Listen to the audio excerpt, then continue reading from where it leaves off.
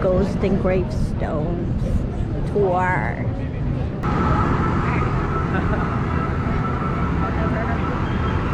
Naturally, his career took off with great success. So one evening when he was doing his grand finale, the guillotine stood on stage as always, beautiful, gleaming, and deadly. As always, he laid his head upon the chopping block and I covered him with his magic cape. And as always, that guillotine blade came down and I noticed a stain starting to spread across his magic cape. Being the good assistant that I am, I rushed forward, I whisked it away, and in a shower of blood out rolled his head. Right to the lap of the poor dear in the front row. But what could I have done? It was just a tragic accident. Well, after him, the theatre master hired an escape artist for him and designed a lovely water torture chamber from which you'd escape every night with thunderous applause. Then one evening I noticed he was starting to struggle. He was banging the glass, he tried to scream, but only bubbles came out. The crowd loved it. And I watched as the very last bubble floated up and pumped. He was dead before the audience knew what had happened. But what could I have done? I'm not the only lady in Boston accused of having some dark power just because I happen to witness a lot of tragic accidents. There's another one. We call her Lady Maritana. Her story starts in 1812 in France. She was viewed in the carved figurehead of a ship called the Berceau. If you're not up on your maritime lore, figureheads were meant to bring their ships fair weather and good fortune. They were often carved in the shape of beautiful, buxom young women, because of course we all know that the sea god Neptune loves nothing more than to gaze upon a pair of women's eyes. PG-13 story. Well, Lady Maritana, I'm going to Marilyn Monroe in a minute. Lady Maritana, that's a 10 o'clock story. Lady Maritana never quite got that memo. You see, halfway across the Atlantic, the Mulder, sorry, PG-13 story. The Berceau is the ship we're talking about now. So the Berceau never quite got that the memo. Halfway across the Atlantic Ocean, it was set upon by American privateers. They killed most of the crew, took everything of value on board the ship, and anyone who survived the initial onslaught was left to drown in what remained of the slowly sinking ship. One of the items that they took was, of course, that beautifully carved figurehead. The Lady Maritana made her way over to Maine, where she was sold to a shipping company, and she became the figurehead of a schooner called the Caroline. I don't know if the Caroline's crew knew about her most inauspicious stars, but they learned quick enough what she was all about when their ship left port and promptly crashed on Boone Island. Those are douchebags, and they're out tonight. I don't think this will be our last sighting, everyone. Get ready. Anyway, one of the only things actually that survived that wreck was, of course, that figurehead, which was found floating completely undamaged in the water just a few days later. But third time's the charm. This time she became the figurehead of her namesake, the Maritana. Maritana had better luck than the Caroline, made her way all the way out of Maine, down the New England coast here to Boston Harbor, where she promptly crashed on Little Brewster Island. So close. There were very few survivors of that wreck, but of course one of them was the lady herself. So at that point they decided to retire her, but put her on display over at Lincoln Wharf. If you walk along the harbor, you'll know that Lincoln Wharf burned down 3 days after Lady Maritana was placed there. It is no longer standing. Pirates were just sort of these like gross people, usually men who lived on boats and like stole stuff and killed people and were kind of awful and smelly. And then Captain Kidd came along, and he was like kind of hot. Like he was just really cut and fit, and he like bathed regularly, which like, ladies, don't we love a man who bathes? Because it is not a given. And even better than that, he also carried a cutlass on his hip. Yes! We love a man who knows what to do with his sword. So, go to the Red Fair, get a cutlass, you'll be fine. Alright. So, basically he was known and feared the world over, Captain William Kidd, but he was captured not far off the, out of the waters of Boston Harbor, and he was kept in that jail, and eventually extradited back to England, where he stood trial for his many crimes of, piracy and stealing and, killing people, I don't know. Yeah, murder, I know what the word is. Not my first choice. And they hanged him twice. See, the first time the rope broke, he survived, which I kind of think is an automatic reprieve, but apparently the people of England did not agree, found more rope, they hanged him. That time it worked, he was dead. This is not enough, however. He was known and feared the world over, so they wanted his fate to be known and feared the world over. So, They took his corpse and they drew and quartered it, which in this case meant that they tied each different limb to 4 different horses and sent them galloping off in 4 different directions, so he was ripped apart. Then they sent his 4 body pieces to the 4 corners of the earth, so that he would not be able to rest in peace. And wouldn't you know it, but one of the 4 corners of the earth is Boston, Massachusetts. Yes, they sent us his arm as like a thank you for catching him. And the city of Boston was like, great. But it's the kind of gift you can't really get rid of. Because you know the next time they visit, they're going to be like, so, where'd you put the arm? Like we all have that one aunt that's like, do you still have that vase? And you're like, totally, I haven't been keeping it right on the edge of the mantle and putting my cat next to it. Okay, those of you with cats think that's fun. Anyway, so, City of Boston, like we had to keep it, but we also like didn't want it around. So what we ended up doing was we put it in King's Chapel Burial Ground, which is just on the other side of this traffic jam. So the King's Chapel Burial Ground, which is coming up on the driver's side door, which is incidentally our very first stop of the evening. Theodore Bundy, Albert DeSalvo, Eileen Warno, all the greats are in the Devil's Dozen Club with you. So you know, congratulations. If you are married to a member of the Devil's Dozen Club, sleep with one eye open. That's all I can recommend to you. All right, my friend. Do you want to hear a story I'm not technically supposed to tell you? That's how I get everyone. Is it the service on that? So, what? Is it the service records on the bus? No. No, don't worry. Irish almost has his license.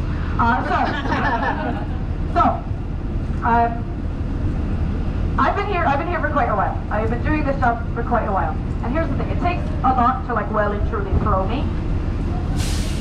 But I can still get like well and truly thrown every once in a while. So one day when I was still a fairly brand new baby ghost, I was locking up King's Chapel, the one we just passed, the one that we're going to be heading into, at the end of the night.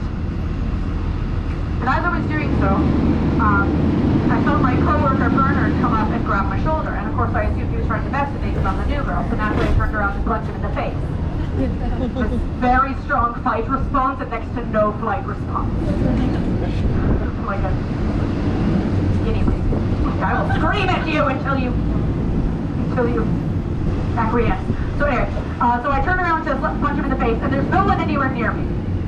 And I was like, all right, that's kind of weird. And the other thing is, people always ask me, oh, is it creepy to be in the graveyard at night time? No, it's never itself. It's not. I find the graveyard pretty peaceful and lovely and comforting. I don't have to just sort of where I work. I do not find the graveyard all that creepy. That moment did kind of freak me out. So I went back to base, and that was when I started talking to one of our other ghosts, and that was the first time that I heard the tale of Captain William Pitt. And the other ghost explained to me all about the fearsome pirate, how he was torn to bits, and how we got his left arm, and how it was planted, for lack of a better word, in King's Chapel Burial Ground. And I was like, oh, is he still looking for it? Because I think I found him. The best part is, I am not the only ghost who works here who has had that kind of experience. I've had numerous guests go up to me and say, oh, I felt someone kind of push me as we were heading into King's Chapel. So when we do disembark from the trolley and head into the gates of King's Chapel, I do ask that you keep your hands to yourself. I cannot promise that they will all do the same. Oh, fantastic. So my friends, right here, this is the Boston Common. So, and we will be returning to it. So you could just chuck it in the water, which they did. The sea used to come up right to basically the bottom of Boston Common. Or you could just leave it there as a warning to future criminals, which they also did. Or you could bury it in a nice large plot of public land. So we are technically going to be going into 2 proper marked burial grounds, but we are going to be seeing a total of 3, because the Common is one of the largest unmarked burying grounds in the country, with somewhere between 30 and 14,000 bodies buried beneath your feet there.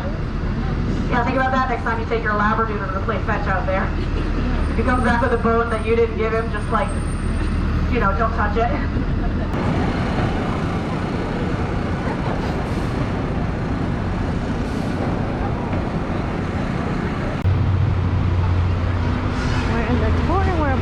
In there, in that building right here.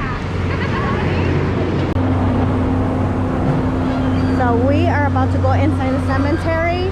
Unfortunately, I am not gonna record because it's really, really dark. So,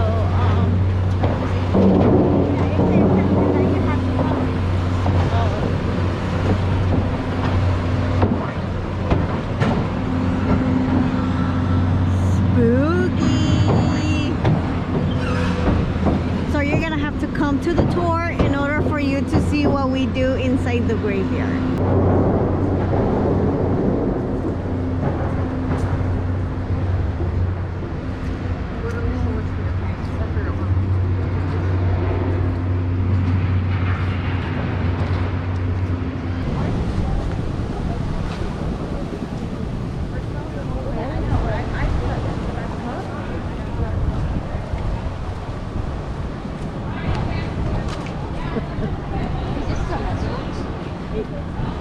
Yes.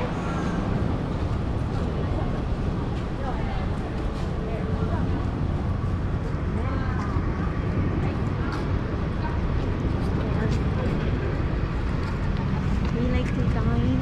They're so old that they don't even have the letters in.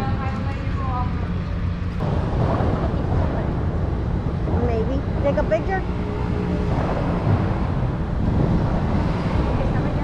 Yeah, I wanna like this. And her like Wax, not quite in the 40s, but that, my friends, is double patricide, non-serial killing. In serial killing, you've got to kill 3 or more individuals on 3 or more separate occasions with a cooling off period in between. I don't know, that's So, I will tell you all about my favorite female serial killer. She's from right here in Boston. She had a pretty rough start to her life. When she was small, her mother died of tuberculosis, and so she was left in the care of her father, who did his best, but he was very mentally ill, and a time and a place where mental illness was not understood, nor was there any real treatment for it. And so people around Boston knew him as Kelly the Crack, or Crackpot, and they thought he was always crazy, but he's harmless. And then one day, our dear friend, little Jane Topin, she would one day be known as, little Jane went bounding down the stairs looking for her dad. She's like, "Hey Dad, what you doing?" And there she found dear old Dad sitting on the living room floor, following instructions from the voices in his head and sewing his own eyelids shut. Yeah, not good. He was sent to an insane asylum. Jane was taken in by a family, not as their adopted daughter, but as their indentured servant. And this was, she was 8 years old at the time. 8 years old, already an indentured servant. And this was a really miserable time for her. By all accounts, they were physically and verbally abusive, they were neglectful, and so she was really unhappy and saw no way out of her situation until she was 16 years old. She met a young man, he was handsome, he was charming, he was easy to Jane, I love you.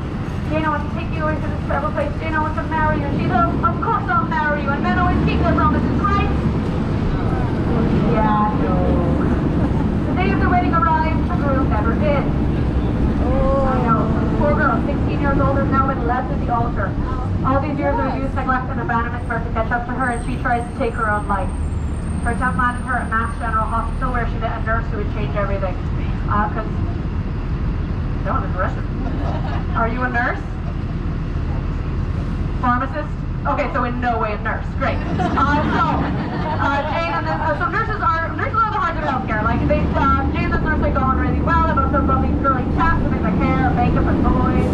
While he makes morphine and amphetamine and inject it into someone, it'll kill them. If it does chemicals will mask each other's symptoms, it'll look like death by natural causes. You know, girly things. Any cosmo girl would have known. And so Jane decides that she too wants to become a nurse. She does it. She becomes a nurse at the best hospital in Boston. That's right, Mass General Hospital. And there she was fine. Are you a nurse as well? Actually, yeah. You're a nurse at MGH. I'm very sorry for what's about to happen. Any other nurses on board? Oh, okay, so we got another. So nurses, can you confirm? Nurses are the heart of healthcare, yeah? Doctors are like, hey, you're not dead, great, bye. Nurses do everything else. Is this correct? Yeah. Anyone who's on an extended hospital stay, you know, you don't have to look doctor for anything. You find a nurse. And then when you want to, you know, freak out at CVS because they won't give you what you need, you can talk to a pharmacist. Like I said, Jane the nurse, they got on really well. Jane became a nurse really because of her, which is, you know, really lovely. And so when she started her job at Mass General Hospital, Jane, for the first time, she was happy because she felt like she had a place she belonged, people who cared about her, and an important job to do. And she did, really. I mean, I'm growing again. But yeah, basically, doctors loved her, the other nurses loved her, patients loved her. She was so patients who were very old or terminally ill, patients who were often overlooked by the rest of the medical community. Unfortunately, this also meant that a lot of Jane's patients died. Like a lot of Jane's patients died. Like an unusually high number of Jane's patients died, and for the longest time, no one noticed anything amiss. But it's like, oh, poor Jane, that poor girl, she lost another one. Anyway, did you catch Grey's Anatomy last night? Amazing, right? Just getting closer to this point. Anyway, so she lost her job at Mass Gen, but don't worry, she was an enterprising and resilient young woman. She opened up her own private practice. That's right, opened up her own private practice. Once again, her patients loved her. Once again, her patients kept on dying, including, incidentally, her foster sister. Funny how the degree in math was the Boston Strangler well. Like, two versions, one facility. He was put away for a very long time for all of those crimes. Justice needs to be served. But, partway through his sentence, he changed his story and said he was not the Boston Strangler after all, but he knew who was. He'd be happy to share that information. He made a press conference. He pressed the call. The salvo was found stabbed to death inside the cell. The damage of the salvo and Sullivan were not satisfied with that ending, and so in 2001, both bodies were resumed in DNA testing, but done testing that proved inconsistent. And then in 2013, another round of testing was done with the latest and best technology, and that round of testing proved with 99% certainty that Albert DeSalvo had attacked Mary Sullivan, as had at least 2 other men who had left behind their DNA on her body after they had finished with her. And to this day, neither of those men has ever been identified, and for all we know, neither has ever spent a day in jail. They could still be out there right now enjoying their lives, the rights they took from all those women all those years ago. We're gonna go to the park, I guess. Yeah, we're going to the park. But now we're going to the park. I have never been in the park. Me neither. Ooh, look.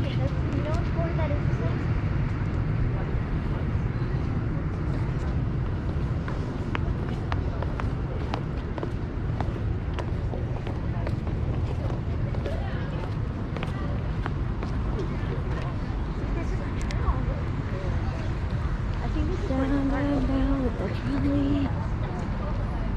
The moon.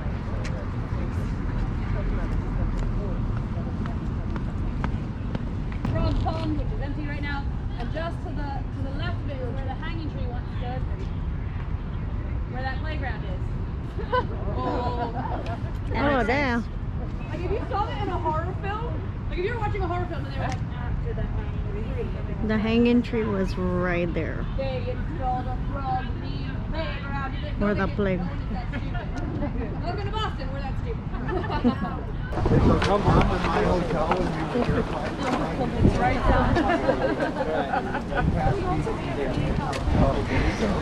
It's another cemetery. And like we said, because it's dark, we're not gonna record. So you're gonna have to come and see it yourself. Oh hell no, that looks scary. Get in there? The lady.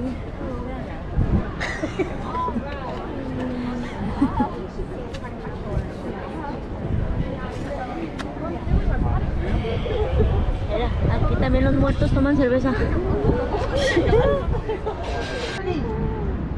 And of course, the beloved, the electrifying Benjamin Franklin. That was one of the most